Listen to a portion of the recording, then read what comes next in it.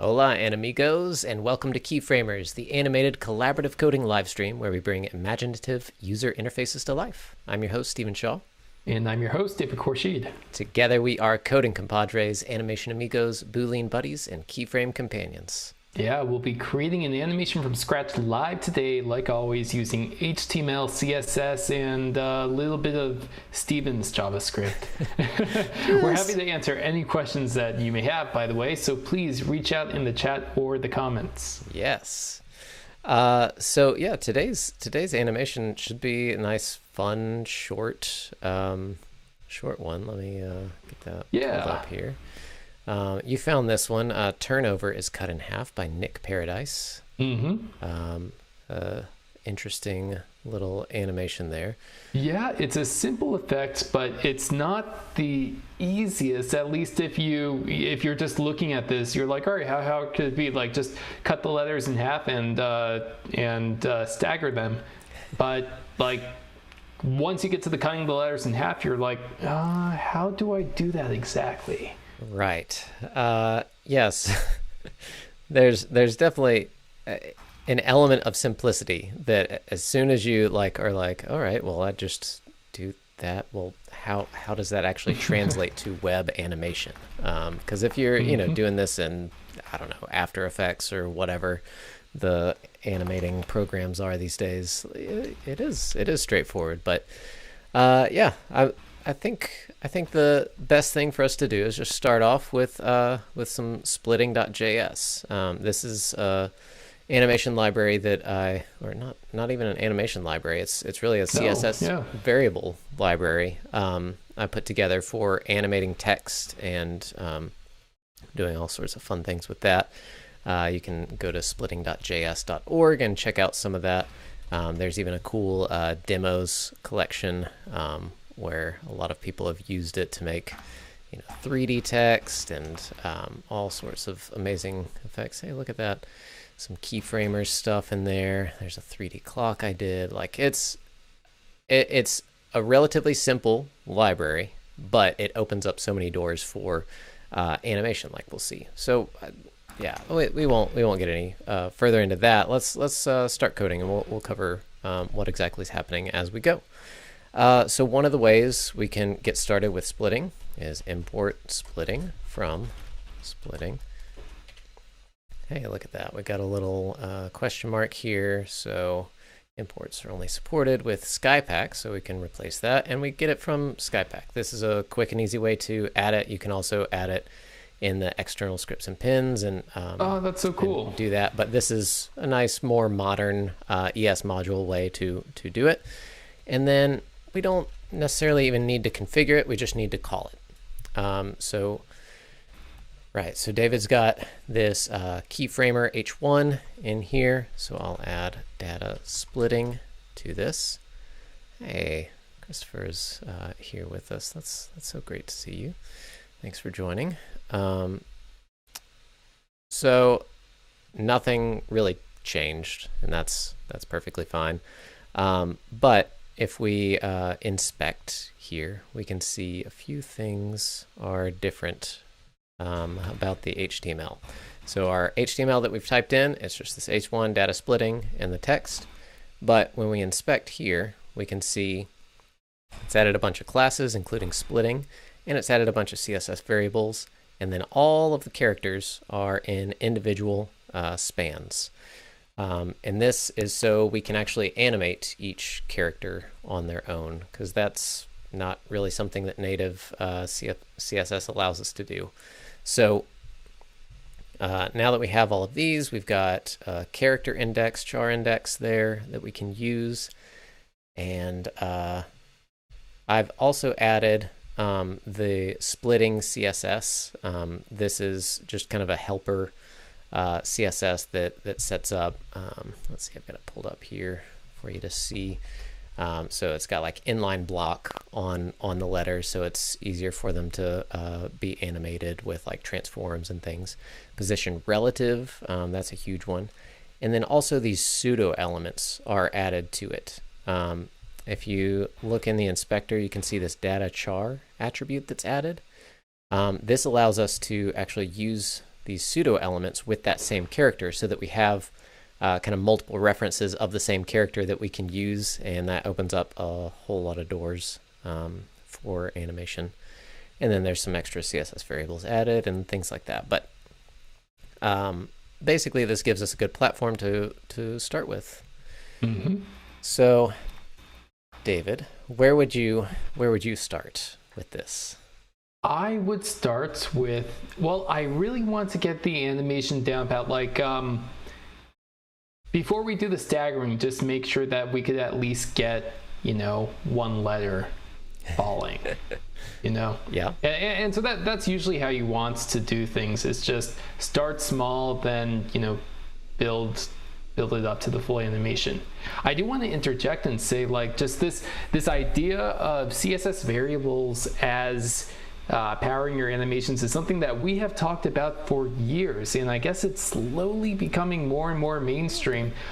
There was a library released recently called AnimXYZ, and I believe it does use CSS variables to customize animations and add them in. So I just wanted to give them a shout out. Really cool library. Worth checking out. Yeah, I don't think I've. Oh yeah, I've seen a little bit of this, but I haven't fully looked into it. That's really cool. Yeah, it is sort of Tailwind-ish. I want to say like never mind. Closing this out, and we'll move on now. All right. But anyway, yeah, just cool to point out. Yeah. So let's make some characters fall. And one thing I did notice too is there is a slight rotation as they fall. So yes. Let me try to add that too. Well, so I think before we even get to that point, we kind of need to cut the letters, right? Yeah. Okay. So I'm putting the cart before the horse. How do we cut the letters? All right. So what we'll do here. So we've got our H1, and now within this H1, thanks to splitting, which we're running that, and we've got this data splitting attribute. So it's just automatically splitting that. We could send it much more parameters and stuff, but this is really all we need. So we've got these .char spans in here, and it's not directly descendant, because there's also a word wrapper around it. Gotcha. For various reasons. Okay, makes sense. But if we look back at the CSS here, I mentioned the pseudo elements. So we've got char before and char after. So essentially what we want to do is say char, visibility, hidden. Okay, we've got nothing. That's great. That's what we want.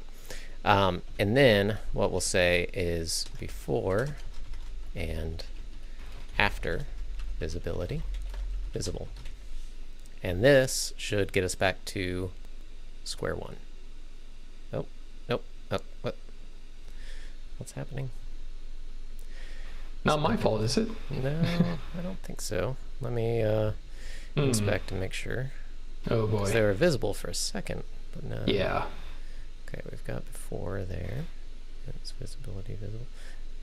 Oh, is it because I'm not being specific enough? Oh, the specificity is a little too low. So we'll just add and splitting. And now we're back to square one. But because I've got these pseudo elements position absolute, they're just overlapping each other, and this allows us to actually do different things with them. So for instance, let's make the before element color green, and after we'll make color purple. Just trying to get some colors that won't make our eyes bleed. Don't worry about the goats. Okay, we'll do black for the after. That should help. All right, so what we can do now is add a clip path polygon. Is that right? For clip path, and we'll do 0, 50%, 100%, 50%, 100%, 100%, 0, 100%. Did I get it? Did I get it? Yes, there we go. Hey, Christopher, thanks so much for the donation in the chat. That's awesome. Thank you. Wow. Yes. So what I've done here, I've added a clip path to the after pseudo element to cut it in half. So this all this syntax is essentially drawing a square, starting at 50% of the way down, and going over and 50% over and down and back around. So we can do the same thing with the before element, except we want to start it at the top. So we'll change our y param there, and let's see, 100%, 50%. Yep, that's right. And then we'll change this to 50% and this to 50%. And now we should have it perfectly cut in half. Nope, what did I mess up? 0, 0, 100%, 0%. There we go. 100%, 50%. Yeah, awesome. All right, so we'll make this one white, so we can just have black and white, and that will be better. And then we can, say transform, translate y 0.5 m. And right now we've already got a cool effect, some text split in half and separated. This can give you two-tone text. You could add a whole bunch of extra styling and everything to it, but this is kind of the basis of what we need for this animation. So let's go into actually animating it, David. So let's see, do animation, fall, something like 2 seconds, ease in. Oh, did you already do a fall animation? Hey, I did, and I was testing it with goats. Yeah. Oh boy. Oh my gosh, that works. I love Emmett. Oh, so many goats. That's awesome.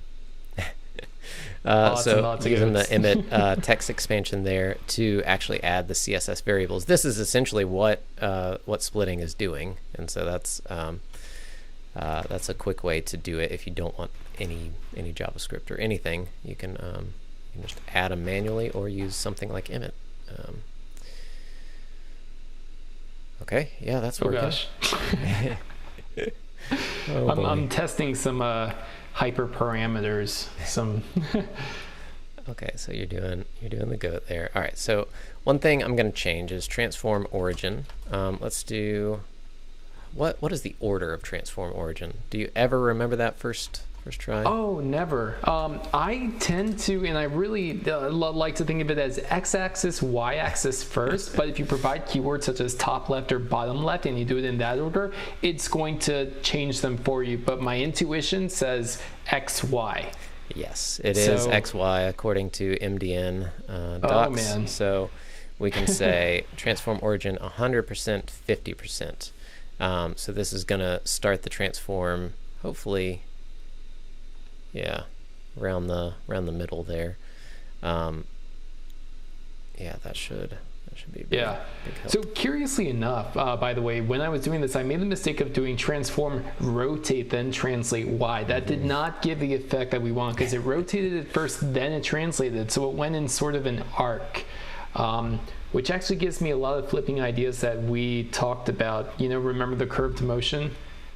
But that's besides the point. Shaw thought up of a really, really cool, and we have to do an episode on this one day where we have like curved motion for flip transitions, which is something GreenSock doesn't do yet, but we'll add it. Oh, really yeah. Things get really complicated when you start adding curves in them. Computers just don't naturally do curves very well. If you've ever worked with pixel art, you know what I mean. Yeah. But yeah, that's a super fun trick that we can try out sometime. Okay, so you've got your goats staggered falling. Right. So this is basically what we're going to do here with the letters, using those splitting CSS variables. If you remember looking at them, we have char index as the CSS variable. David keeps refreshing, so it goes away. Sorry. No, you're good. You're good. Oh boy, we've got bouncing goats now.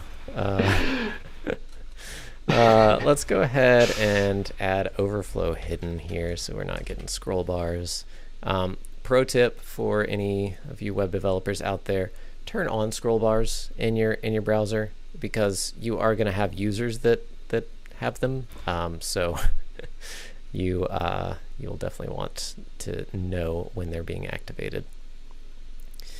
Okay, so animation delay. Yeah. Okay, I mean we're like 75% there already. Let's see, we'll lessen the stagger a bit there. Yep.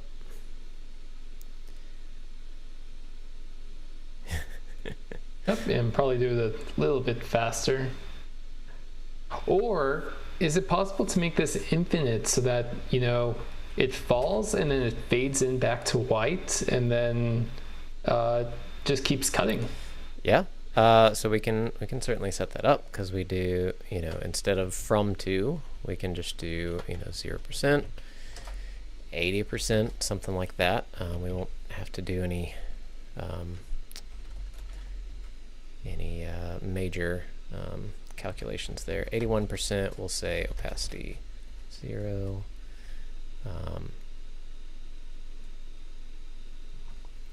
80%, we'll say opacity 1. 100% transform, let's say, want like 82%, transform none, 100% opacity 1. Hey, there we go. I turned off the goats. Thank you. If you're watching this episode, you will know where to find the goats. They're commented down in the HTML. It's a little Easter egg just between you and me. Yes. But for everyone else watching this, outside of the live stream, goats do not exist. So if you donate on Patreon, you can get exclusive access to goats. So highly recommend you do that there. Yeah. Okay, so we've got that. We've got that. Is that about what you were thinking for the opacity? Yeah, I mean that looks about right. That's yeah. Can also do something like where it grows. Oh boy. See, this is the most fun part. Like, you could actually have fun with these animations and not just do, not just recreate them, but yeah, see what else you could do. Yes. Right. So, and we can add a little bit of a stall, like by just adding a little gap there. So it's not like an instant removal. There we go. Aha, that looks really nice. Make Yeah. it even longer there and extend the fall animation there. Do that, and I'll move this up above the goats just so everything's a little more centralized. Yeah. Hector says now partition the goats. Oh no, don't do that. Those poor goats. And this is something you could totally play around with. Get 3D transforms involved, like the letter swings in from the back, or something cool like that. Yeah. Well, this is a really great intro to splitting for people who aren't familiar with the library or aren't familiar with like how easy it actually is to create effects like this. This is great. Yeah, that's the whole point of splitting here, is to enable you just to quickly get started with these kinds of animations. It does a whole lot more than just text, but that's certainly one of the best use cases for it, because there's so little built into to the browser for animating text like this. Man, yeah, that went quick. It did, yeah. Which, just goes to show, like, I'm being a little creative. Ha ha ha. And yes, it does work with Unicode. Some emoji is supported. Did you know, David, that not all emoji is just one character? I sort of knew that, but didn't really dive into the details of why or how that works. Yeah, funnily enough, if you so let's just we got some time, so why not? Yeah. So let's do let's say family. Here's a man, woman, and a boy, and we'll just say split, and we'll console.log that. But we'll need to move that console.clear. And then if we check that out in the assets console here, well, that one's fine. Dot split. Is that right? The format. Oh yeah. So yeah, it's funny with some emojis when you split them like this. Let's see. Let's do a bigger family. Now, keep in mind, for those watching, this isn't splitting. This is native JavaScript. So. Right, but under the hood, this is essentially what splitting is doing, and you can see why some emojis cause trouble when you're just using a native JavaScript split, because this family character is actually made up of a man, a woman, and then two girl emojis. And then there's this like special joiner Unicode character that actually smashes them all together, and it essentially treats it like a ligature. For all you typography fans out there, that's some fun stuff with with Unicode and emoji and all that. But anyway, that's why some emoji won't work in splitting if you go to do something that is a joined emoji like that. Hopefully I'll be able to patch that in an upcoming version, but definitely adds a whole lot to it.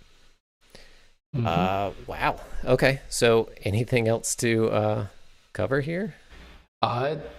No, I think, we have two basic things, which is splitting, actually three.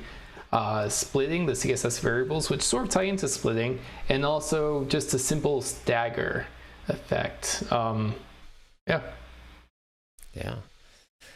Well, right. I think we can do a summary video that just kind of encapsulates the whole animation. Yeah, let's do it. And kind of showcase the clip path and the staggering in the animation there. Mm-hmm. Okay. So hey, if you're watching live or watching the full video here, stick with us. We're just going to kind of do a summary video here to help make it a little more digestible. So don't go anywhere.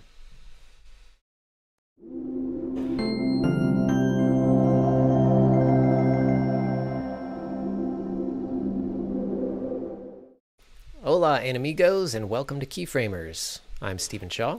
And I'm David Khourshid. Let's take a quick look at how we built this splitting text animation. First things first, we're actually using a library that I put together called Splitting.js. We're importing that here from Skypack, so we can use it as an ES module, and then you just call it like that. By default, splitting looks for any element that has data splitting on it. And what it does with those elements is actually split it up, funnily enough. So if we look at it in the inspector here, we can see our H1 with data splitting, and then all these extra elements that are added in. Because with CSS, you can't target individual characters, so we need to actually wrap them in an element. So we've got all of those elements added in, and then there's CSS variables added So we've got like the totals here on the main element and then an index on each of the individual elements. So that allows us to do a whole bunch of animation and special things like rainbow text or whatever. There's a whole lot of doors that open up with those values. And with splitting, there's also some helpful CSS that comes into play. You can read more about this at splitting.js.org. But looking at the CSS, we're actually using that data char attribute that splitting adds, and we're adding two pseudo elements to the char. So we've got a before and after that both have the same character as the text in there. And by default, those are visibility hidden because you don't need them. But if you want to animate and do like multiple copies of an animation, like say a text shadow kind of look, or this effect like we're doing, where you're splitting up the text itself, this is really helpful. So we start out by doing visibility hidden to hide the character itself, but then the pseudo elements are visibility visible. Fun fact: you can have an invisible parent and visible children. It's not like a nesting property that way. It can be overridden. So a parent can be invisible and the children can be visible.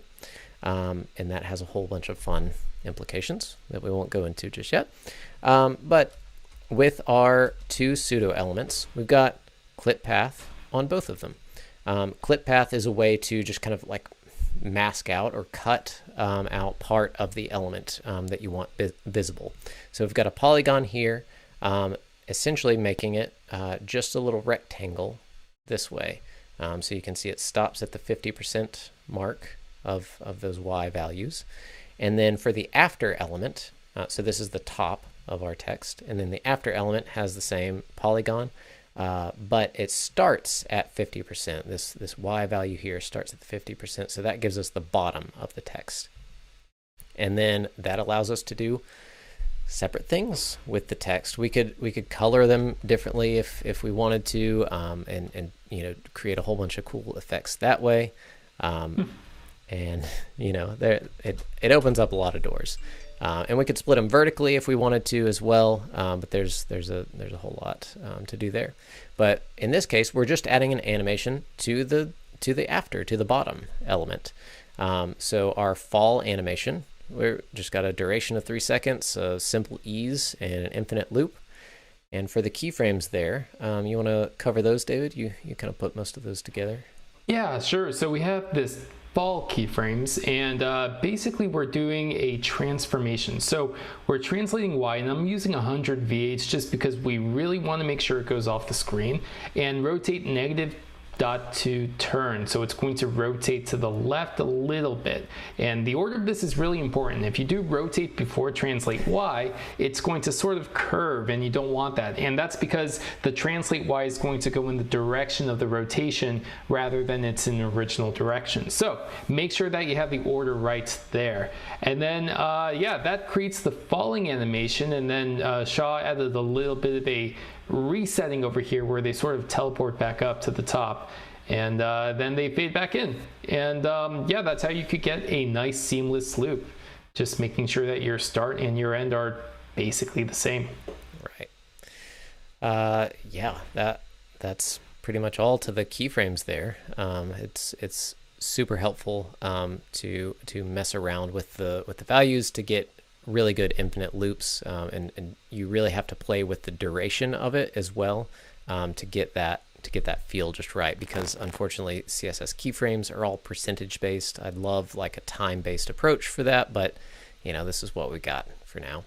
And then for the staggering effect, if you remember, just a moment ago I was talking about the CSS variables that splitting adds. So we've got that char index that's added in there, and we can just multiply that by 0.1 seconds and give that nice little staggered delay. And David's added a really cool ease on there, and that animation delay is what gives us all that staggering there. And I did make an adjustment to the transform origin just to make sure that it's rotating from the right point, because even when you use clip path to like cut out part of an element, the element's still the full size. So even though we cut out just the bottom half, it's still technically rotating and doing everything based on the full size of the element. So yeah, doing that there. Right. I think that's basically it. Yeah. Good attention to detail there. Yeah, so splitting.js, add it in, add data splitting to some things, and start playing around, because there's so many doors that open up with those CSS variables and some extra pseudo elements and things as well. Yeah, but that's really it for now. All right. Nice, short and sweet. Yeah, easy peasy. Okay. You want to do the outro there, David? Sure. So you can watch the full process of creating this animation for a deeper dive into each technique on the full live stream links right below. I can't talk today.